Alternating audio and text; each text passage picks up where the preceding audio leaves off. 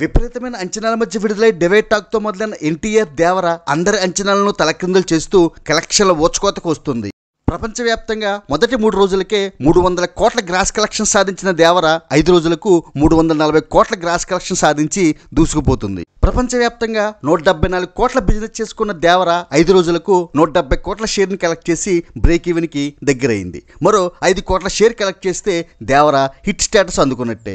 6వ రోజే break even కాబోతున్న దేవర రాబోయేవి దసరా సెలవులు కావడంతో మరిన్ని కలెక్షన్స్ సాధించి సూపర్ హిట్ రేంజ్కి వెళ్లడం ఖాయం. ఈ హిట్ తో గ్లోబల్ స్టార్ ఎన్టీఆర్ అనేక రికార్డ్స్ నెలకొల్పాడు. ముఖ్యంగా ఎవరికీ సాధ్యం కాని రాజమౌళి సెంటిమెంట్ ని బ్రేక్ చేసి హిట్ అందుకున్నాడు. ఎన్టీఆర్ తోనే మొదలైన రాజమౌళి సెంటిమెంట్ కి ఎన్టీఆర్ఏ బ్రేక్ చేయడం విశేషం. అలానే ఫ్లాప్స్ లో ఉన్న డైరెక్టర్స్ కి హిట్ ఇస్తాడనే రికార్డు ఉన్న ఎన్టీఆర్ ఈ సినిమాతో ఫ్లాప్ లో ఉన్న కొరటాల శివకి హిట్ ఇచ్చి ఆ రికార్డు నిలబెట్టుకున్నాడు. అలానే తన సమకాలీన టైర్ 1 హీరోలలో ఎవరికీ సాధ్యం కాని రికార్డుని నెలకొల్పాడు ఎన్టీఆర్.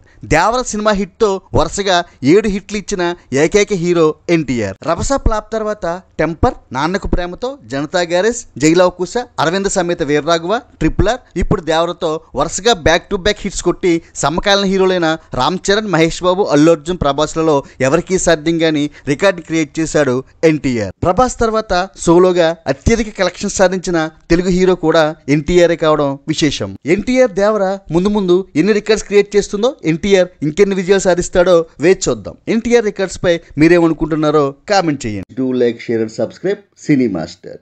Thank you. మీ కృష్ణారెడ్డి.